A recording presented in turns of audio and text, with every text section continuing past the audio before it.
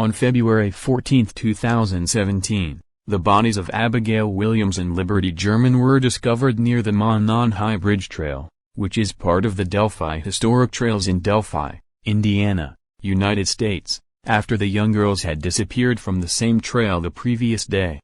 The murders have received significant media coverage because a video and audio recording of an individual believed to be the girl's killer were found on German smartphone.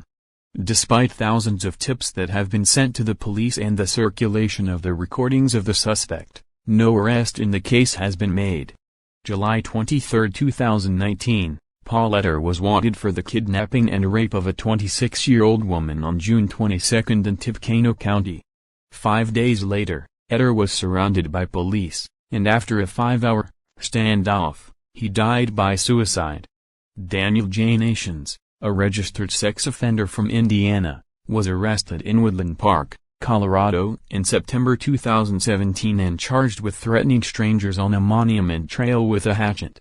The expired Indiana plates on the car Nations was driving was noticed by police, who subsequently discovered an outstanding warrant under his name.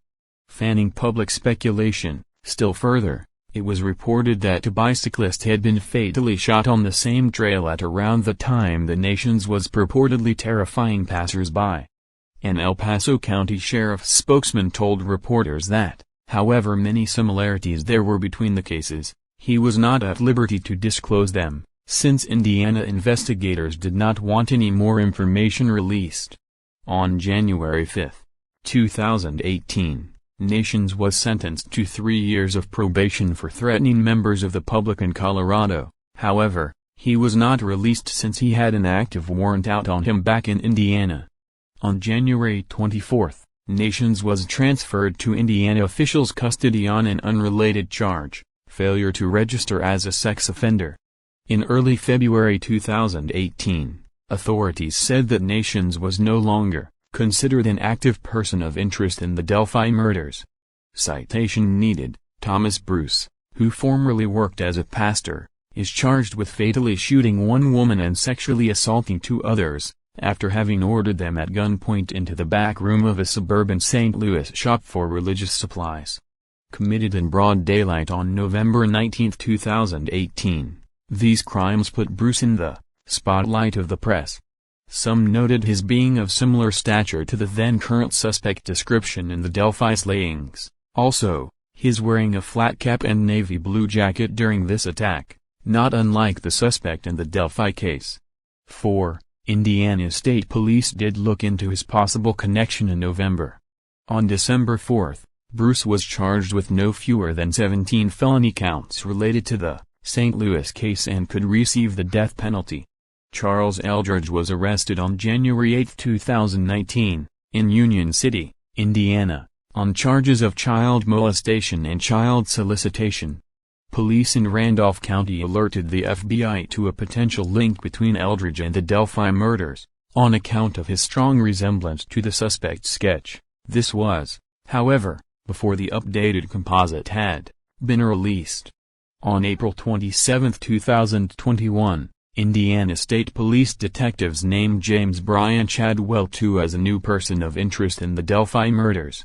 On December 9, 2021, Indiana State Police were looking for anyone who had social media contact with someone using the profile name Anthony_Shots from 2016 to 2017.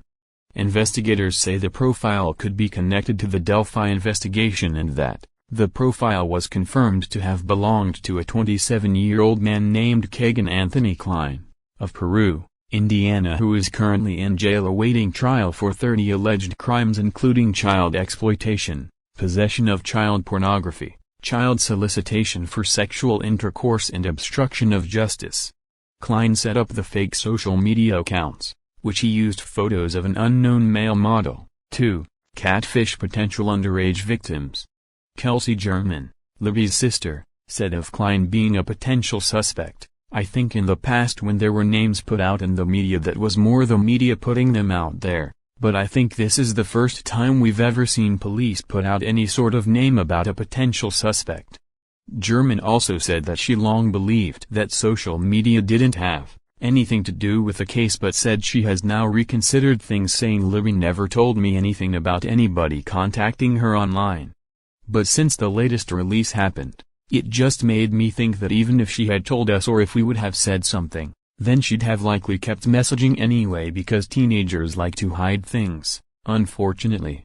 Police have not released details of how the girls were murdered. 6. As early as February 15, 2017, Indiana State Police began circulating a still image of an individual reportedly seen on the Monon-High Bridge Trail near where the two friends were slain.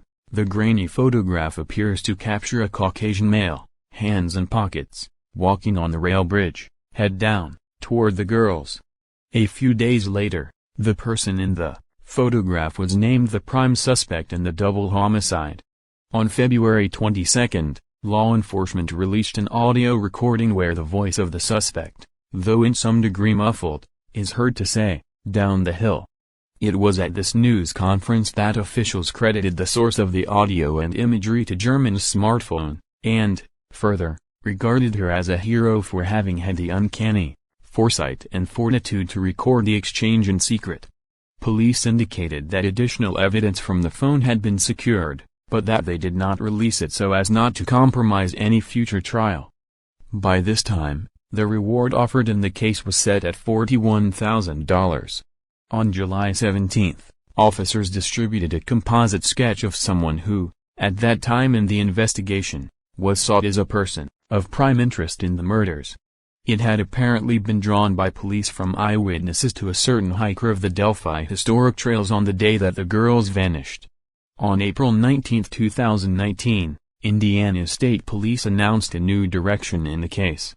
On behalf of State Police and the Multi-Agency Task Force, Superintendent Doug Carter released more materials a few days later in a press conference held on April 22.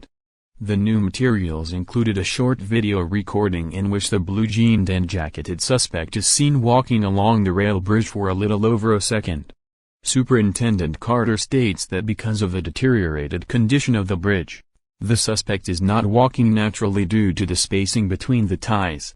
An updated sketch of the suspect was also unveiled, as well as an extended version of the audio recording, in which a slight rise in the suspect's voice can be detected as he utters the word "guys" before the phrase "down the hill." It was further explained that the previously released sketch, showing an older man with goatee and cap, is now considered secondary. By contrast, the clean-shaven individual of the newly revised composite is the primary sketch of the prime suspect. Police say this person may range from age 18 to 40, but caution that his youthful appearance could make him look younger than his true age.